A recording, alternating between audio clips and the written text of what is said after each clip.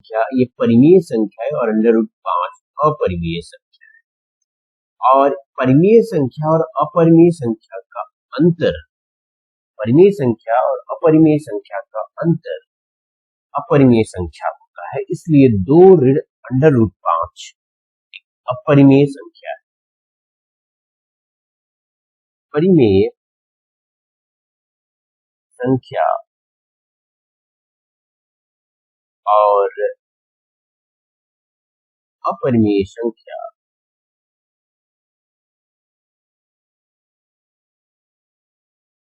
का अंतर अपरिमेय संख्या होती है।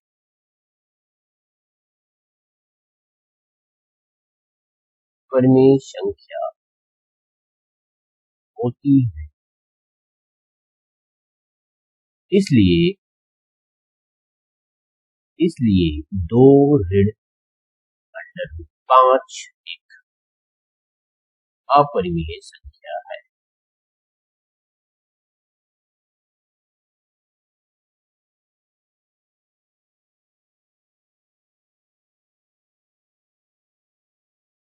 चौथी संख्या है 1 बटे अंडर रूट 2, 1 बटे अंडर रूट 2।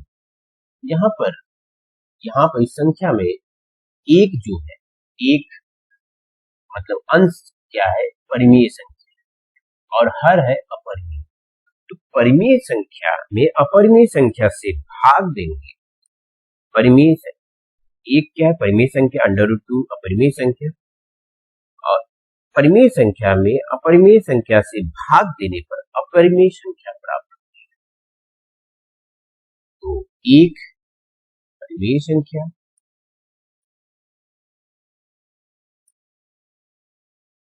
और 2 अपरिमेय संख्या।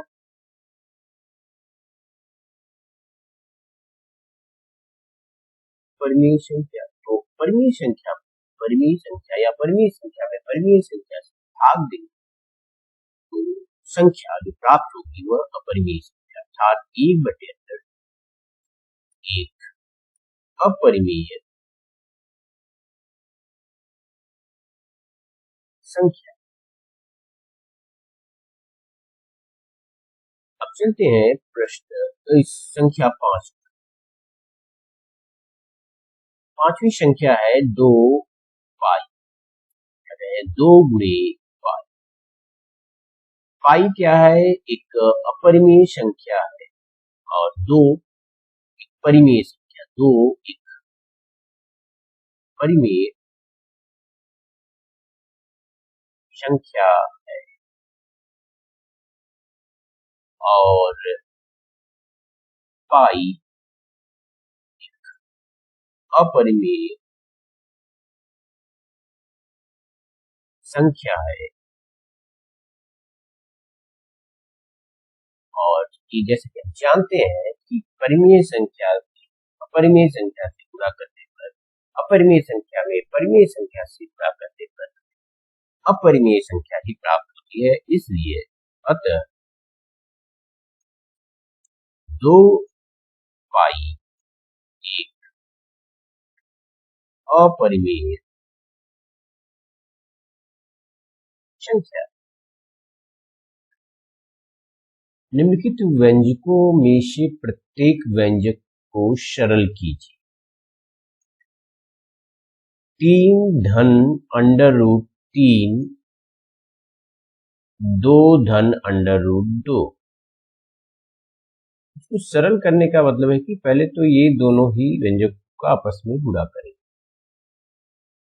तो 3 से पहले 2 धन अंडर रूट 2 में गुणा करेंगे, तो 3 दूनी 6 धन 3 अंडर रूट 2 धन अंडर रूट 3 से फिर इन सब में गुणा करेंगे, तो अंडर रूट 3 गुणे 2 तो 2 अंडर रूट 3, 2 गुणे अंडर रूट 3 धन अंडर रूट 3 गुणे अंडर रूट 2, तो 6 धन 3 अंडर रूट 2 धन 2 अंडर रूट 3 धन अंडर रूट 3 गुणे अंडर रूट 2, तो 3 दूनी 6, तो अंडर रूट 6।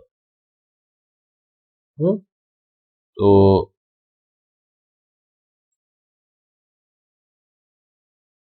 6 धन अंडर रूट 6 धन 3 अंडर रूट 2 धन 2 अंडर रूट 3।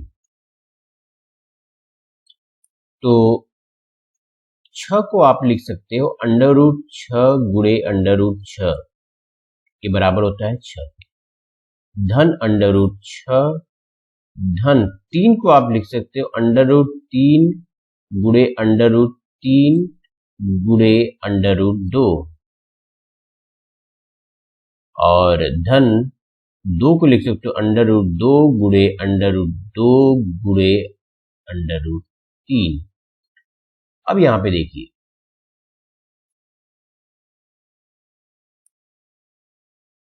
अंडर रूट 6 गुणे अंडर रूट 6 धन अंडर रूट 6, अंडर रूट 3 गुणे अंडर रूट 2 धन अंडर रूट 6 गुणे अंडर रूट 3 धन अंडर रूट 2 गुणे अंडर रूट 3, तो अंडर रूट 6 गुणे अंडर रूट 2। अब यहां पे देखिए सभी पदों में अंडर रूट 6, तो अंडर रूट 6 को हम कॉमन ले लेंगे, तो बचेगा अंडर रूट 6 धन 1 धन अंडर रूट 3 धन अंडर रूट 2। तो यहां पे हमने 3 अंडर रूट 3 ब्रैकेट में और 2 अंडर रूट 2 ब्रैकेट में, इन दोनों का आपस में गुणा कराकर इनको सरल रूप में इस तरह से लिखा, अंडर रूट 6 ब्रैकेट में अंडर रूट 6 धन 1 धन अंडर रूट 3 धन अंडर रूट 2 ब्रैकेट बंद। अब भाग 2 में चलते हैं, जिसमें है कि 3 अंडर रूट 3 ब्रैकेट और 3 ऋण 3 ब्रैकेट क्लोज। तो ये दो गुणनखंड, तो इन गुणनखंडों को हम इनको गुणा करके गुणनफल प्राप्त करेंगे। तो ये गुणनखंड a धन b गुणे a ऋण b के रूप में है। 3 अंडर रूट 3 गुणे 3 ऋण अंडर रूट 3 जो एक रूप है गुणनखंड का, यह a धन b और a ऋण b के रूप में है। तो जो बराबर होता है a धन b गुणे a ऋण b बराबर a स्क्वायर ऋण b स्क्वायर। तो उस तरह से 3 का वर्ग ऋण अंडर रूट 3 का वर्ग, तो 3 का वर्ग हुआ 9, अंडर रूट 3 का वर्ग हुआ 3 बराबर 6। चलते हैं भाग 3 पर, जिसमें अंडर रूट 5 धन अंडर रूट 2 का होल वर्ग पूर्ण वर्ग, अंडर रूट 5 धन अंडर रूट 2 का होल स्क्वायर। तो a धन b का होल स्क्वायर a स्क्वायर धन b स्क्वायर धन 2ab के रूप में ही लिख सकते हैं आप इसे। इसका अंडर रूट 5 का स्क्वायर धन अंडर रूट 2 का स्क्वायर धन 2 गुणे अंडर रूट 5 गुणे अंडर रूट 2, अंडर रूट 5 का स्क्वायर 5, अंडर रूट 2 का स्क्वायर 2, 2 गुणे अंडर रूट 5 गुणे अंडर रूट 5 गुणे अंडर रूट 2, तो 5 गुणे 2 10 अंडर रूट 2 गुणे अंडर रूट 10। तो ये हुआ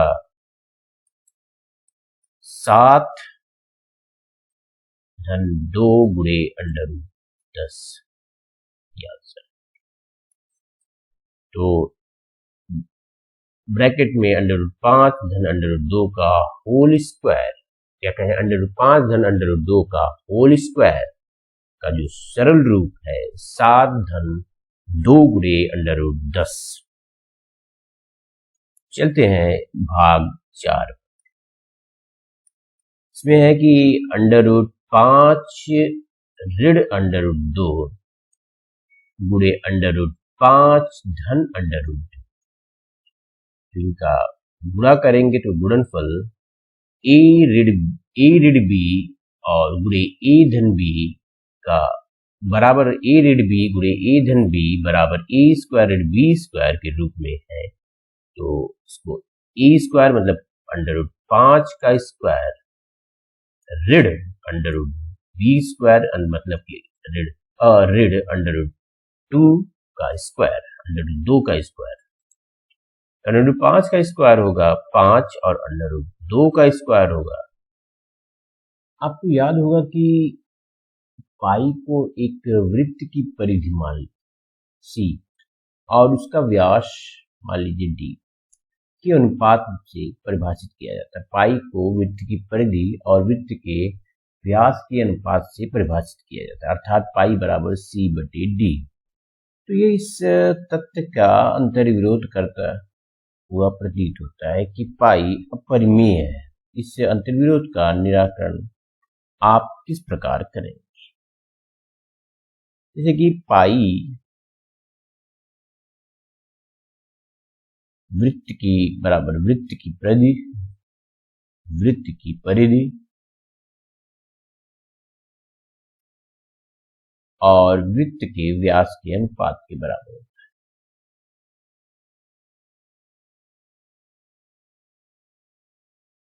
परिधि सी है और व्यास डी।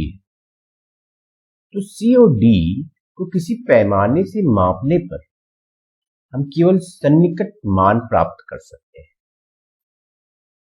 सी और डी को मापकर उनका अनुपात करें तो उनका सन्निकट मान प्राप्त कर सकते हैं, जिससे ये पता नहीं चलता कि सी और डी परिमेय संख्या है या कि अपरिमेय संख्या है। और इसी कारण से सी और डी के अनुपात को परिमेय संख्या समझने का भ्रम पैदा होता है। सी और डी के अनुपात को परिमेय संख्या समझने का भ्रम पैदा होता है और सी और डी के अनुपात को एक परिमेय संख्या 22/7 समझने की ओर अग्रसर होते हैं। जैसे हम देखते नहीं, हमको पाई को हम 22/7 अक्सर हम रखते हैं और जिससे अंतर्विरोध उत्पन्न होता है, जबकि वास्तव में 22/7 के अपरिमेय होने में कोई अंतर्विरोध नहीं है। संख्या रेखा पर √9.3 को निरूपित कोई भी संख्या जो कि इस रूप में है, कोई भी मान लीजिए x √x के रूप में है और इसे संख्या रेखा पर निरूपित करना है, तो इसके निरूपित करने के एक तरीका यह है कि ए बी सी एक रेखा खींचते हैं और वो रेखा इस तरह से हो कि जिसमें कि ए बी x मात्रक हो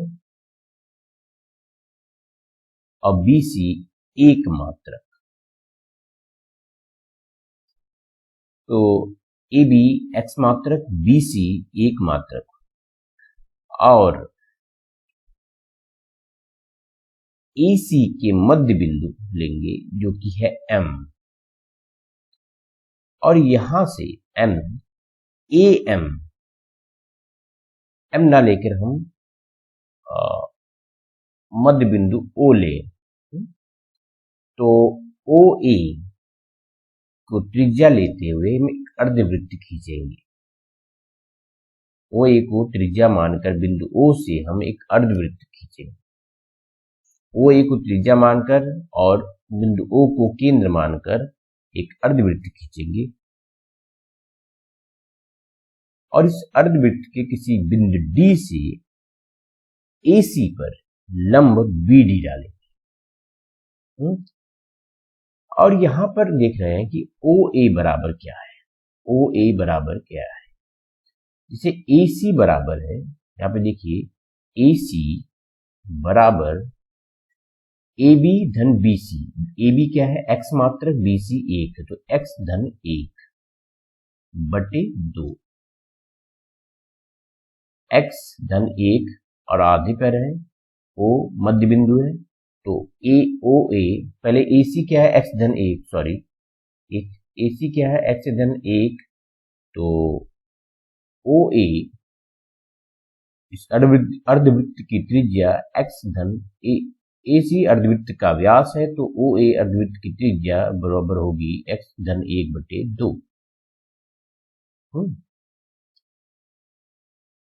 अब हमें ज्ञात करना है OB। तो OB बराबर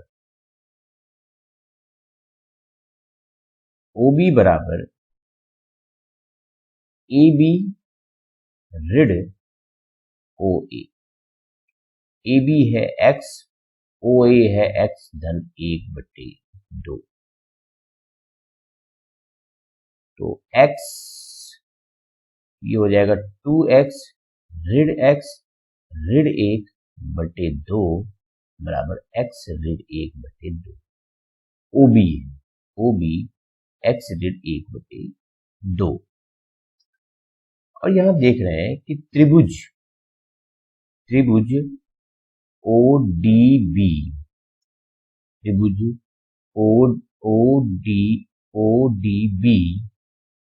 ODB एक समकोण त्रिभुज है।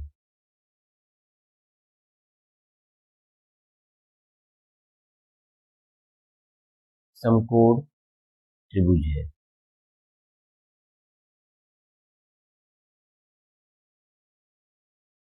तो इसलिए पाइथागोरस प्रमेय से OD स्क्वायर बराबर OB स्क्वायर धन DB स्क्वायर। तो OB क्या है?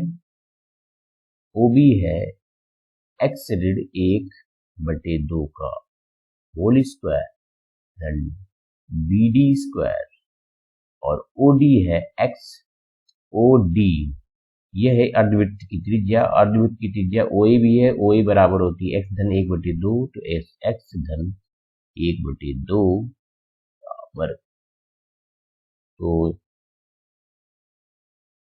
से हल करेंगे तो BD स्क्वायर बराबर x धन 1/2 का वर्ग ऋण x ऋण 1/2 का वर्ग। तो इसे हल करेंगे तो हमें प्राप्त होगा 4x/4 बराबर x। BD स्क्वायर बराबर x तो BD बराबर √x। अब यहां पे हमें प्राप्त हुआ BD बराबर √x। तो हम क्या करेंगे, संख्या रेखा पर बिंदु B को शून्य स्थिति पर रखेंगे, शून्य पर, इसको 0 पोजीशन पर रखें और इसे केंद्र मानकर BD त्रिज्या के बराबर BD त्रिज्या के बराबर एक चाप खींचेंगे जो कि रेखा ABC को बिंदु E पर काटता है। और ये BE जो है वह है बराबर √x की। तो संख्या रेखा पर हमने BE अर्थात √x को निरूपित किया। ये है √x BE। हमने B को 0 संख्या रेखा पर B को 0 संख्या 0 पर स्थित माना और संख्या 0 से हमने यहां से BE मतलब कि √x को निरूपित किया। तो इसी तरह किसी भी संख्या जो कि इस रूप में है, वर्गमूल, कोई भी संख्या का वर्गमूल, जैसे 8 का 10.5 का वर्गमूल, 9.5 का वर्गमूल, किसी को अगर निरूपित करना है तो निरूपित करने का बेसिक तरीका यह होता है इस स्थिति से। तो अगर हम अभी चलते हैं प्रश्न पर, √9.3 को कैसे हम निरूपित करेंगे। तो √9.3 को संख्या रेखा पर निरूपित करने के लिए सबसे पहले ABC एक रेखा खींचते हैं जहां पर AB 9.3 मात्रक है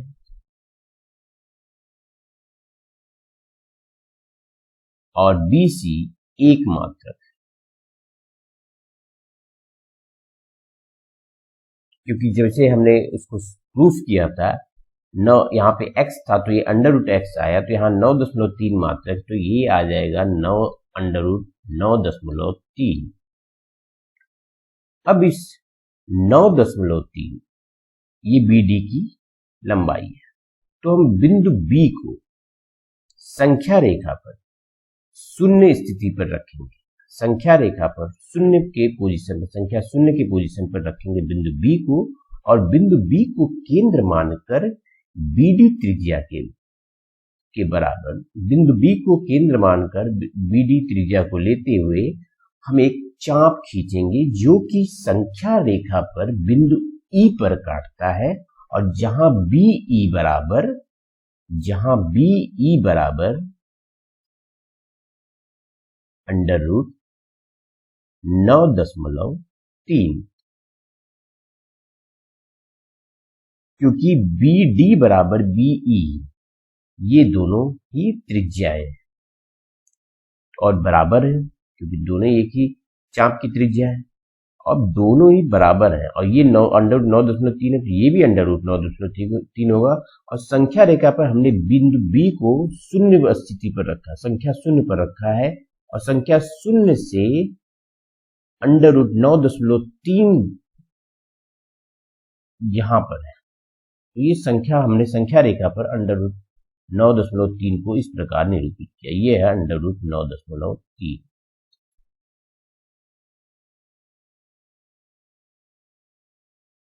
और संख्या रेखा पर 0 के बाईं तरफ ऋणात्मक संख्या, जैसे ये जो है इसे है ऋण 9.3, ये है ऋण 9.3, ये बिंदु E मतलब BE अंडर, ये बिंदु E जो है अंडर रूट 9.3 पर है, संख्या अंडर रूट 9.3, तो ये संख्या को हमने संख्या रेखा पर इस तरह से दर्शाया। निम्नलिखित के हरों का परिमेयीकरण कीजिए। हरों का परिमेयीकरण का तात्पर्य, जैसे यहाँ पे देख रहे हैं जितने भी भिन्न है, इस भिन्न में हर जो है हर अपरिमेय रूप में है, बस इसी को अपरिमेय से परिमेय में करने की क्रिया को अपरिमेयीकरण करें। अब इसका एक तरीका होता है, इसको परिमेयीकरण कैसे करते हैं, और इसको एक और रूप में कर सकते हैं कि किसी भी न्यूमेरिकल संख्यात्मक मान को या संख्या को सरल रूप में लिखने के लिए, संख्या को सरल रूप में लिखने का एक तरीका है, और इस तरीके का इस्तेमाल हम कैलकुलेशन के दौरान अक्सर करते हैं, इससे हमें आसानी होती है। जैसे 1/√7, जैसे कहीं किसी भी कैलकुलेशन में अगर 1/√7 आ गया तो उसको जोड़ना है, उसको सेट करना बड़ा कठिन होता है। उसका एक बेसिक तरीका क्या है कि हम √7 से गुणा कर दें और √7 से भाग दे दें। तो √7 से गुणा किया और √7 से भाग दिया, तो √7 कैंसिल होकर 1 होगा, 1, तो ये 1 के बराबर है। तो 1 गुणे √7 √7, √7 गुणे √7 7, तो ये हमने हर का परिमेयीकरण इस तरह से किया। अब चलेंगे दूसरे भिन्न पर, जिसमें कि 1/√7 ऋण 6 सॉरी, तो इसका इस हर का परिमेयीकरण करना है। तो इसके लिए हम क्या करेंगे, 1/√7 ऋण √6,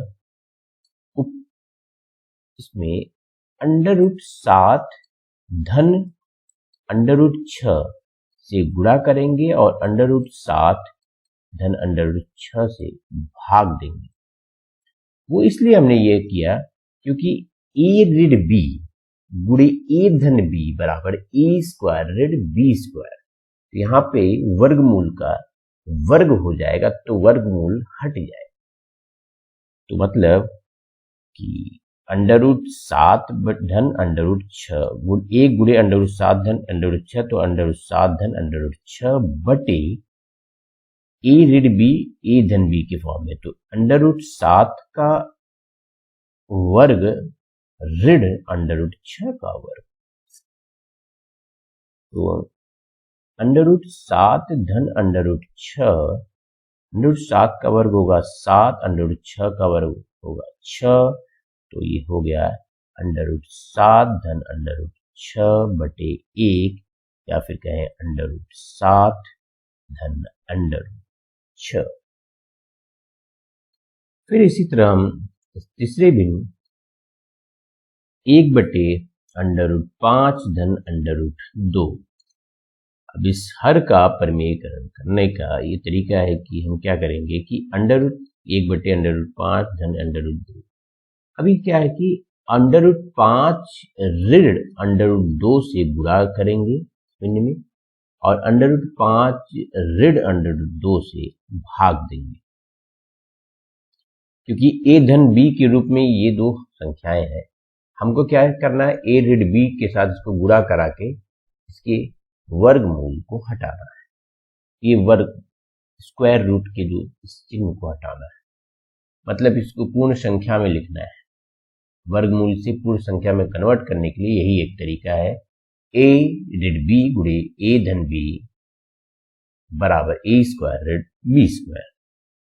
तो ये ऋण 1 गुणे अंडर रूट 5 ऋण अंडर रूट 2 बराबर अंडर रूट 5 ऋण अंडर रूट 2 बटे अंडर रूट 5 धन 2 अंडर रूट 5 धन अंडर रूट 2 गुणे अंडर रूट 5 ऋण अंडर रूट 2 बराबर अंडर रूट 5 का स्क्वायर ऋण अंडर रूट 2 का स्क्वायर। तो अंडर रूट 5 ऋण अंडर रूट 2, अंडर रूट 5 का वर्ग होगा 5, अंडर रूट 2 का वर्ग होगा 2, तो अंडर रूट 5 ऋण अंडर रूट 2 बटे 5 ऋण 2 बराबर 3। तो कह सकते हैं 1 बटे 3 गुणे अंडर रूट 5 ऋण अंडर रूट 2। इस तरह से आप लिख सकते हैं इस भिन्न को इस सरल रूप में, या कहें कि इसके हर का हम परिमेयीकरण कर दिया। अब चौथे भिन्न की तरफ हम चलते हैं, जिसमें है कि 1 बटे अंडर रूट 7 ऋण 2। इसको भी जो हमने दो अभी भिन्न को हमने हल किया, a ऋण b गुणे a धन b बराबर a स्क्वायर ऋण b स्क्वायर के इस्तेमाल करते हुए, तो इसी तरह इसमें भी हम इसको हल करेंगे। तो चौथा प्रश्न 1 बटे अंडर रूट 7 ऋण 2। अंडर रूट 7 ऋण 2 ये भी अपरिमेय है, तो उसका परिमेयीकरण करेंगे। अपरिमेय संख्या है तो उसका परिमेय संख्या में लिखेंगे इस हर को। तो 1 बटे अंडर रूट 7 ऋण 2, तो हम अंडर रूट 7 धन 2 से गुणा करेंगे, अंडर रूट 7 धन 2 से भाग देंगे। तो ये अंडर रूट 7 धन 2 बटे a ऋण b a धन b, a ऋण b गुणे a धन b बराबर a स्क्वायर ऋण b स्क्वायर। तो इसी रूप में अंडर रूट 7 का स्क्वायर ऋण 2 का स्क्वायर। तो फिर अंडर रूट 7 धन 2, अंडर रूट 7 का वर्ग 7, 2 का वर्ग 4 ऋण 4 बराबर अंडर रूट 7 धन 2 बटे 3। तो यहाँ पे हर का हमने परिमेय, निम्नलिखित के हरों का परिमेयीकरण कीजिए। हरों का परिमेयीकरण का तात्पर्य, जैसे यहाँ पे देख रहे हैं जितने भी भिन्न है, इस भिन्न में हर जो है हर अपरिमेय रूप में है। बस इसी को अपरिमेय से परिमेय में करने की क्रिया को अपरिमेयीकरण करें। अब इसका एक तरीका होता है, इसको परिमेयीकरण कैसे करते हैं, और इसको एक और रूप में कर सकते हैं कि किसी भी न्यूमेरिकल संख्यात्मक मान को या संख्या को सरल रूप में लिखने के लिए, संख्या को सरल रूप में लिखने का एक तरीका है, और इस तरीके का इस्तेमाल हम कैलकुलेशन के दौरान अक्सर करते हैं। इससे हमें आसानी होती है। जैसे 1 बटे अंडर रूट 7, जैसे कहीं किसी भी कैलकुलेशन में अगर 1 बटे अंडर रूट 7 आ गया तो उसको जोड़ना है, उसको सेट करना बड़ा कठिन होता है। उसका एक बेसिक तरीका क्या है कि हम अंडर रूट 7 से गुणा कर दें और अंडर रूट 7 से भाग दे दें। तो अंडर रूट 7 से गुणा किया और अंडर रूट 7 से भाग दिया, तो अंडर रूट 7 कैंसिल होकर 1 होगा, 1, तो ये 1 के बराबर है। तो 1 गुणे under root 7, under root 7, under root 7 गुणे अंडर रूट 7, 7। तो ये हमने हर का परमेयीकरण इस तरह से किया।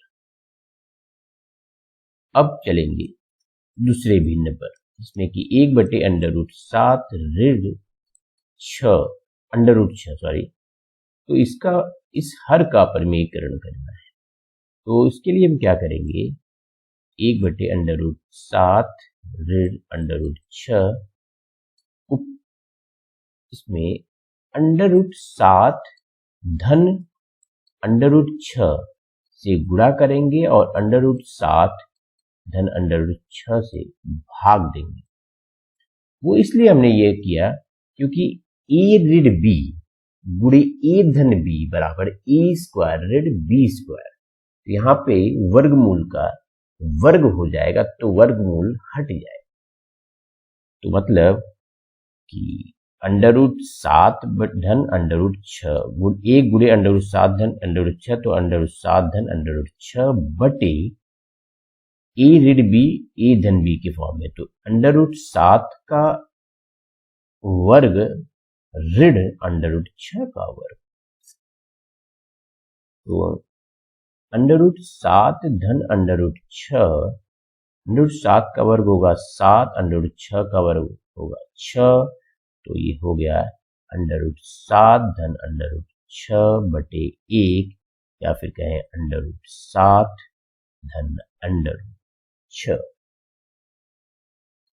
फिर इसी तरह हम तीसरे भिन्न 1 बटे अंडर रूट 5 धन अंडर रूट 2। अब इस हर का परमेयीकरण करने का ये तरीका है कि हम क्या करेंगे कि अंडर रूट 1 बटे अंडर रूट 5 धन अंडर रूट 2। अभी क्या है कि अंडर रूट 5 ऋण अंडर रूट 2 से गुणा करेंगे शून्य में, और अंडर रूट 5 ऋण अंडर रूट 2 से भाग देंगे। क्योंकि ए धन बी के रूप में ये दो संख्याएं हैं, हमको क्या करना है, ए ऋण बी के साथ इसको गुणा करा के इसके वर्गमूल को हटाना है। ये वर्ग स्क्वायर रूट के जो इस चिन्ह को हटाना है, मतलब इसको पूर्ण संख्या में लिखना है। वर्गमूल से पूर्ण संख्या में कन्वर्ट करने के लिए यही एक तरीका है। ए ऋण बी गुणे ए धन बी बराबर ए स्क्वायर ऋण बी स्क्वायर। तो ये ऋण 1 गुणे अंडर रूट 5 ऋण अंडर रूट 2 बराबर अंडर रूट 5 ऋण अंडर रूट 2 बटे अंडर रूट 5 धन 2 अंडर रूट 5 धन अंडर रूट 2 गुणे अंडर रूट 5 ऋण अंडर रूट 2 बराबर अंडर रूट 5 का स्क्वायर ऋण अंडर रूट 2 का स्क्वायर। तो अंडर रूट 5 ऋण अंडर रूट 2, अंडर रूट 5 का वर्ग होगा 5, अंडर रूट 2 का वर्ग होगा 2, तो अंडर रूट 5 ऋण अंडर रूट 2 बटे 5 ऋण 2 बराबर 3।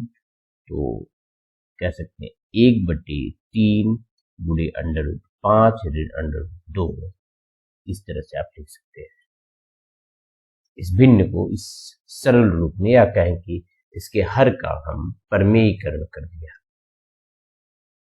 अब चौथे भिन्न की तरफ हम चलते हैं, इसमें है कि 1 बटे अंडर रूट 7 ऋण 2। इसको भी जो हमने दो अभी भिन्न को हमने हल किया, ए ऋण बी गुणे ए धन बी बराबर ए स्क्वायर ऋण बी स्क्वायर के इस्तेमाल करते हुए, तो इसी तरह इसमें भी हम इसको हल करेंगे। तो चौथा प्रश्न 1 बटे अंडर रूट 7 ऋण 2।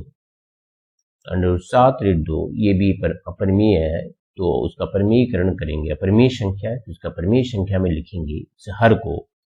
तो 1 बटे अंडर रूट 7 ऋण 2, तो हम अंडर रूट 7 धन 2 से गुणा करेंगे, अंडर रूट 7 धन 2 से भाग देंगे। तो ये अंडर रूट 7 धन 2 बटे ए ऋण बी ए धन बी, ए ऋण बी गुणे ए धन बी बराबर ए स्क्वायर बी स्क्वायर। तो इसी रूप में अंडर रूट 7 का स्क्वायर ऋण 2 का स्क्वायर। तो फिर अंडर रूट 7 धन 2, अंडर रूट 7 का वर्ग 7, 2 का वर्ग 4 ऋण 4 बराबर अंडर रूट 7 धन 2 बटे 3। तो यहाँ पे हर काम ने परिमेयीकरण किया इस तरह से।